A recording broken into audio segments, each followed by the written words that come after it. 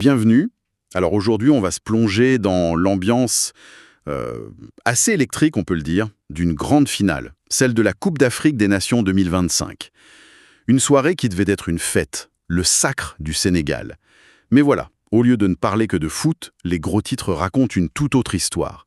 Une histoire de tension et de décision qui pourrait coûter très cher.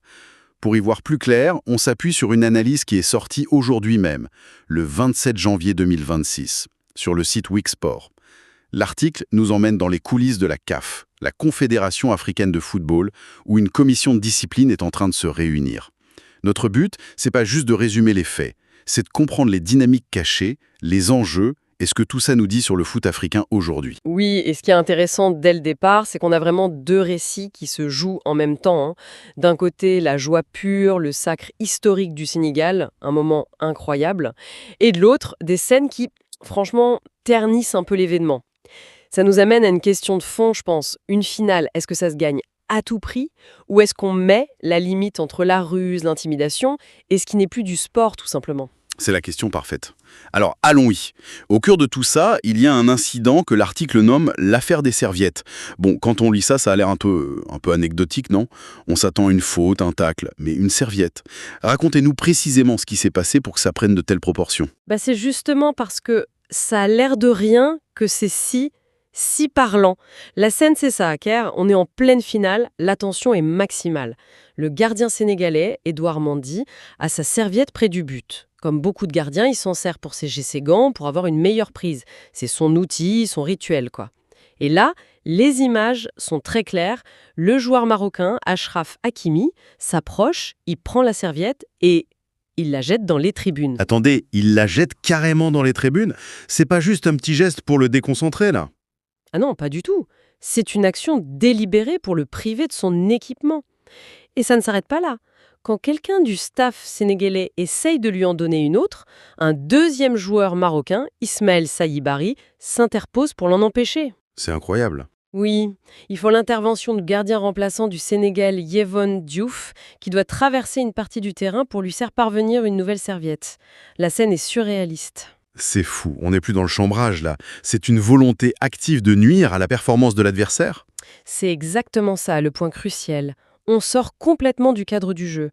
Un tacle en retard, une faute d'anti-jeu, bon, ça fait partie du foot, même si on le regrette. Mais là, on n'attaque pas le joueur dans une action de jeu. On attaque son rituel, son outil de travail, sa concentration. C'est une attaque psychologique.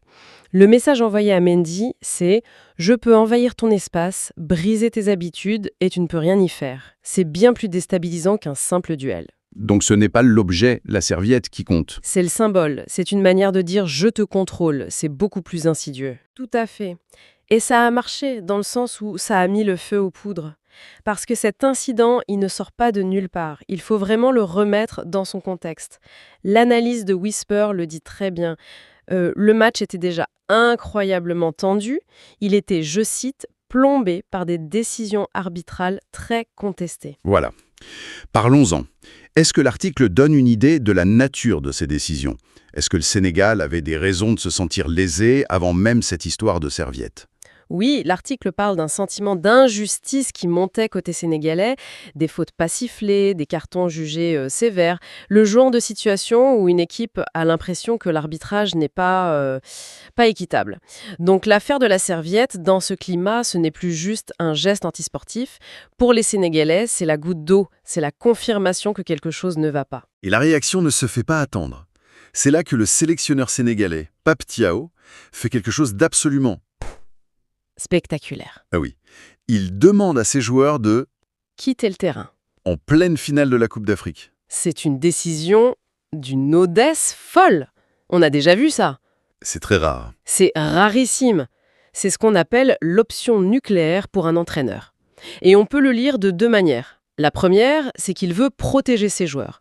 L'ambiance était devenue, selon l'article, délétère. Il y avait des débuts d'échauffourées sur le terrain, dans les tribunes. Il a pu se dire « je les sors de là avant que ça dégénère pour de bon ». C'est la lecture protectrice, en quelque sorte. C'est ça. Mais il y a une deuxième lecture, qui est beaucoup plus politique. En retirant son équipe, il interrompt la finale devant des millions de gens. C'est un acte de protestation d'une force incroyable. Il met une pression monstrueuse sur l'arbitre, sur les délégués et au final sur la CAF. Il leur dit, en gros, les conditions ne sont plus justes, je refuse de jouer cette mascarade. C'est un pari très, très risqué. Un pari qui ne peut pas rester sans conséquence, j'imagine. Un tel chaos, ça doit forcément faire réagir au sommet. Que dit l'article sur ce qui se passe maintenant au Caire? On est au cœur du sujet. La commission de discipline de la CAF est réunie et c'est un dossier brûlant. Pour les joueurs marocains, Hakimi et Saibari, les choses semblent assez claires. On parle de suspension de plusieurs matchs. L'article parle de violation grave de l'éthique sportive. La CAF veut marquer le coup. Bon, ça paraît logique. Le geste est filmé, il est flagrant. La sanction semble inévitable. Mais c'est là que ça devient fascinant. On pourrait croire que l'affaire est simple. Le Maroc est en faute, point. Mais non, le Sénégal est aussi sur la sellette. Ça paraît complètement fou. Comment l'équipe qui est victime peut aussi risquer quelque chose? C'est toute la complexité du dossier et c'est là qu'on voit que la CAF marche sur des œufs. Du point de vue du règlement, la décision de Pape Thiaw de retirer ses joueurs, même pour quelques minutes, est une faute. C'est une interruption du jeu, un refus de se soumettre à l'autorité de l'arbitre. Peu importe si sa colère est légitime, techniquement, il a enfreint une règle. Donc la CAF doit juger à la fois l'agression et la réaction à l'agression. C'est un véritable casse-tête. Un casse-tête total, oui. L'article utilise une expression très juste. La CAF doit savoir frapper juste et fort. Fort pour que le message soit clair. La provocation, c'est terminé. Mais juste parce que la situation est nuancée. S'il ne sanctionne que les Marocains, on leur reprochera de laisser une équipe quitter le terrain impunément. Mais s'il sanctionne lourdement le Sénégal, l'opinion publique va crier à l'injustice, on va dire qu'on punit les victimes. Dans les deux cas, leur crédibilité est en jeu. En fait, ils ne peuvent pas vraiment gagner. C'est exactement ça. Quelle que soit leur décision, elle sera critiquée. Au-delà des joueurs, c'est l'image de la compétition qui est en jeu. Ils doivent envoyer un message pour l'avenir pour s'assurer qu'une finale ne se transforme plus jamais en un tel chaos. L'enjeu, c'est que l'histoire retienne le sacre du Sénégal et non les débordements, pour reprendre le mot de l'article. Si on fait le bilan, le tableau est quand même assez dingue. On a une finale de CAN gagnée par le Sénégal, un moment de joie immense. Mais cette victoire est maintenant liée pour toujours à cette affaire des serviettes. Un incident qui a cristallisé les tensions, qui a mené à un acte de protestation spectaculaire et qui place la CAF face à un dilemme quasi insoluble. C'est un résumé parfait. Et on voit bien que ça va plus loin que de suspendre un ou deux joueurs.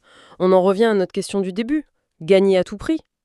La décision de la CAF, d'une certaine manière, va apporter une réponse. En sanctionnant plus ou moins lourdement, elle va tracer une ligne.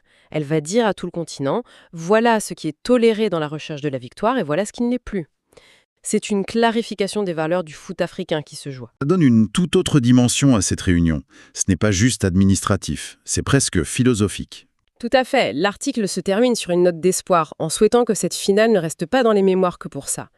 C'est un vœu pieux, mais ça soulève une dernière réflexion, peut-être, un peu plus dérangeante. Allez-y. Dans un sport où la passion, la fierté nationale, la rivalité sont si intenses, est-ce que les sanctions d'une instance, aussi juste et forte soit-elle, peuvent vraiment préserver la pureté d'une victoire ? Ou est-ce que ces moments controversés, ces tensions, ces affaires, qu'on le veuille ou non, ne finissent pas par s'inscrire dans la légende ?